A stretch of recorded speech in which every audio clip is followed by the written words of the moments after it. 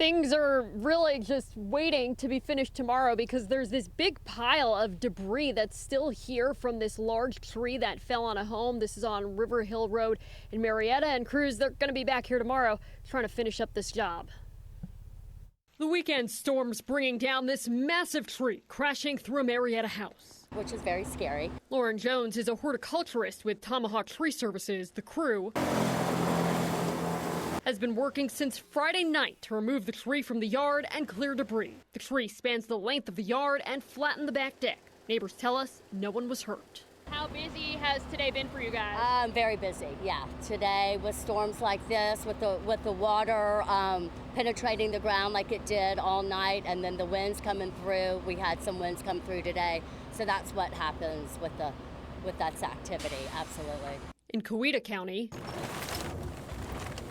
Nicholas Foss says his father was arriving home when, within 10 seconds, and just everything happened all at once. A tree snapped and fell onto his dad's car.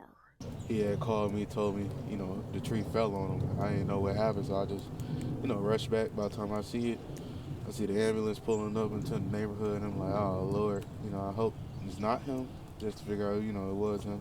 Foss' mother called 911. I think he's going to be all right. A few miles away, 2 trees fell onto a home with a woman and child inside. The crew removing those trees tell 11 Alive News the people inside made it out safely. In Carroll County, the damage to a home and multiple barns is severe enough that county emergency management officials will meet with the National Weather Service Sunday to determine if a tornado touched down. And across North Georgia, rain turned roads into rivers from Habersham to Forsyth and Polk counties. Back in Cobb County, Jones says she looked around the neighborhood to see if there were any other downed trees, but says this was the only one.